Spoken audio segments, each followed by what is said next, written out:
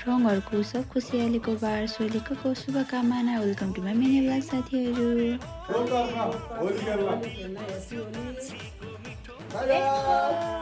गोकर्णको park भनेपछि मैले के सधैँभरि दुःख पाउनुपर्छ। 3-4जना छौँ, 3-4वटा पार्क हिँडेको छ।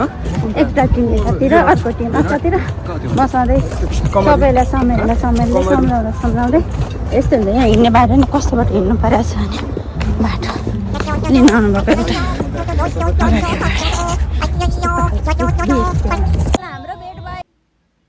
होलीहरू रङहरू लगाउन थालेको थियौँ। एकअर्कालाई रङ लगाएर होली खेल्न थालेको छौँ। केटाकेटी ठुलो मान्छे सबैजनाहरू रङहरू लगाएको थियौँ। धेरै कलर लगायो भने नि एलर्जी हुन्छ। तर अनि थोरै लगाएको छौँ। अनि खानेकुराहरू खान थाल्यौँ। केटाकेटीहरू पनि भोकाएको थियो। अनि ड्राई पिकनिक जस्तो बनाएर घरमै हामीले खानेकुराहरू बनाएर खाएको थियौँ। रमाइलो भयो, मिठो पनि भएको थियो कि कस्तो मिठो थियो खानेकुराहरू घरबाट बनाएर लगेको, हेल्दी है, मिठो सबैजनाले।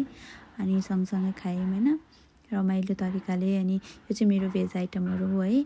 खाना कस्तो मिठो थियो। अनि ड्याडीलाई चाहिँ हावाले उडायो अरे क्या खाँदा खाँदै। अनि यो मेरो चाहिँ बच्चा पार्टीहरू।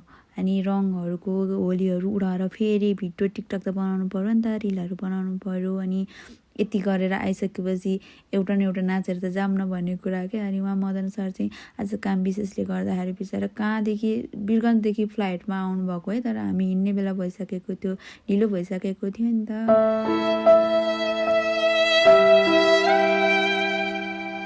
हामी चाहिँ होली खेलेर निस्किन आँटेको, तर यति छिटो साँझ पऱ्यो, पानी पऱ्यो। अनि हामी चाहिँ सबैजनाहरू जाँदैछौँ। Thank you for watching guys.